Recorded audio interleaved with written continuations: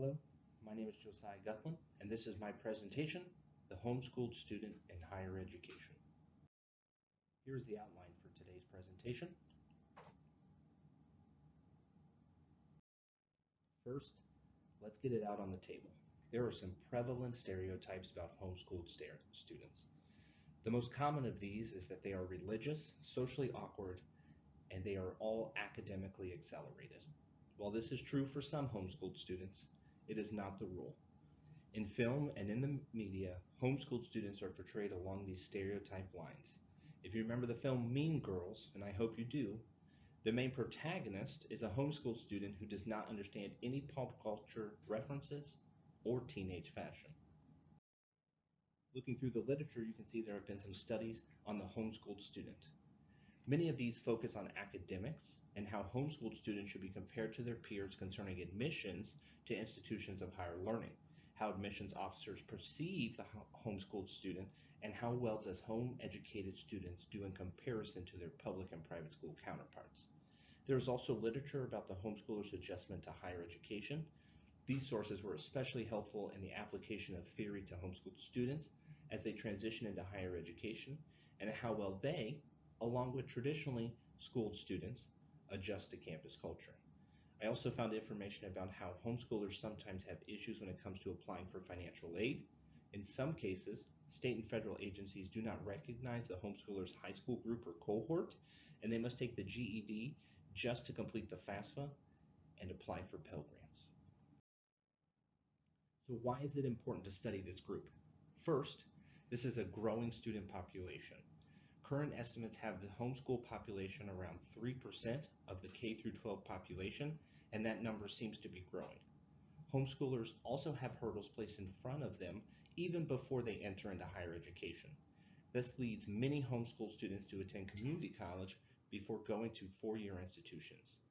In many cases, this is while they are still in high school, but not always. Homeschoolers are also facing a unique set of circumstances when they enter into higher education.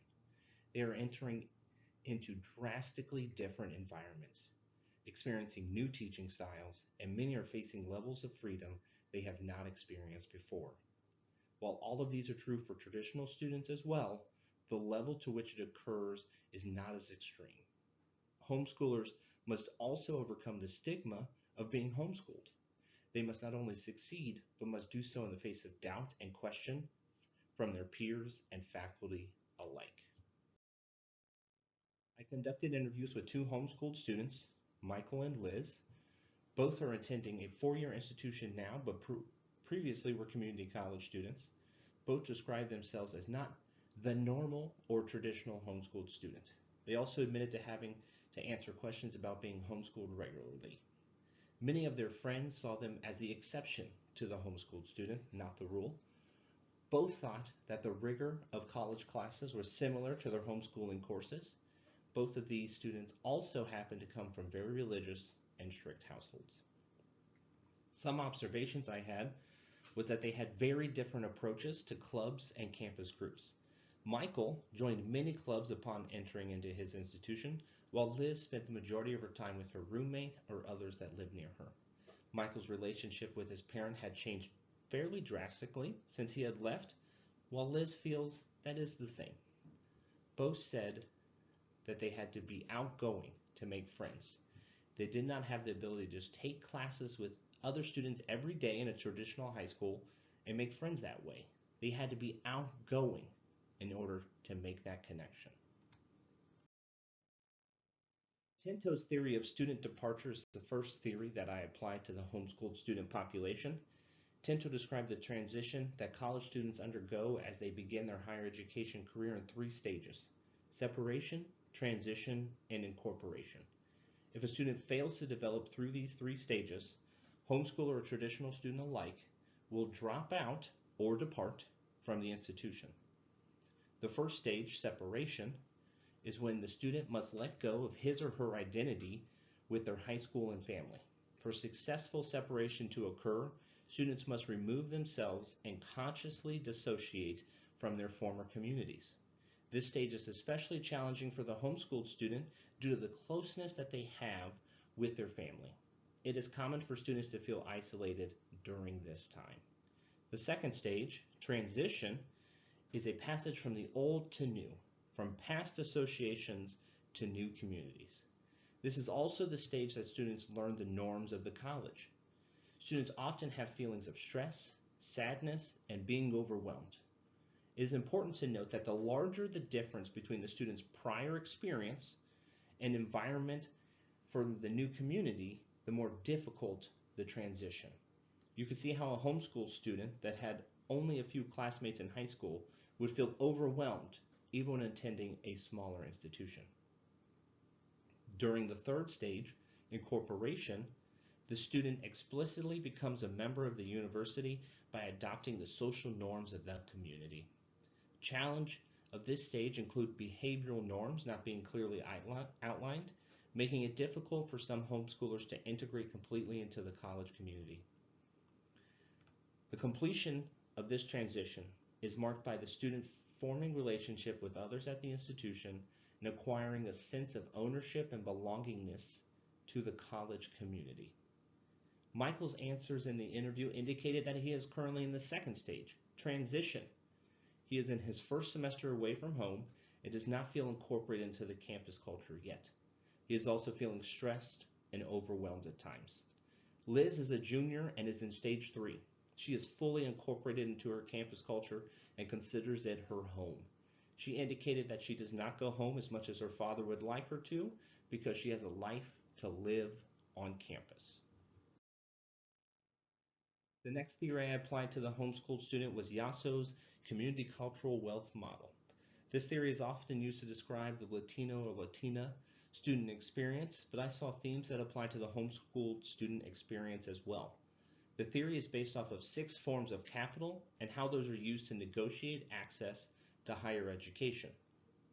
The 4 forms of capital that I recognized while interviewing my homeschooled students were aspirational, familia, social, and navigational capital. Aspirational capital is an individual's capacity to remain hopeful and optimistic in the face of challenges.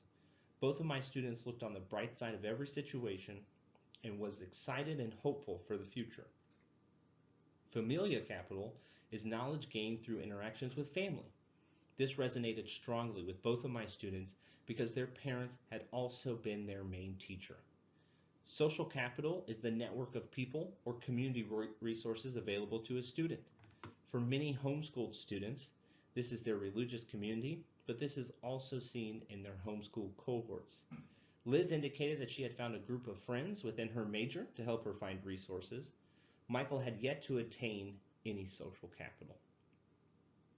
Navigational capital is the skill to traverse diverse institutional settings. For most homeschooled students, attending college will be a much more diverse setting than they have ever encountered. Both of my students had found help from non-homeschooled friends to help navigate the campus culture. Recommendations. Little research has been done on how homeschooled students experience college. Most evidence that is available is anecdotal. One reason for this lack of research could be the number of homeschooled students, as a percentage of the total college population, is relatively low. Homeschool students are also traditionally high achievers in academic terms, so they are rarely looked upon as needing help. As student affairs professionals know, just because a student, or in this case, a group of students, is doing well in their academic work does not mean they are developing and growing as a person. The role of student affairs professionals is to grow and develop the student as a whole. First stated in the personnel point of view, it puts emphasis, in brief, upon the development of the student as a person rather than upon his or her intellectual training alone. As stated before, the homeschooled student encounters negative stereotypes about them being homeschooled. We must work to dispel these stereotypes as we support our homeschooled student population. Homeschool students did find some institutional resources especially helpful in the process of becoming accustomed to the campus community. Those sources are orientation, RAs, student organizations, and campus resources like the library. In summary, Homeschool students are an interesting and unique higher education subculture. The many transitional issues encountered by these first year students who were homeschooled in high school were closely related to those experienced by traditionally educated students. The largest hurdle for many homeschool students is overcoming the stereotypes of what a homeschool student should act like. Think of Mean Girls or other media and pop culture references. These students must not only overcome the traditional hurdles of entering into higher education, they often must also overcome stigma about academic, emotional, and social maturity. By studying this subculture, student affairs professionals can better support this population and use appropriate student development theory to help them develop not only as a student, but as a whole person. Thank you very much for watching. I look forward to your feedback and your questions.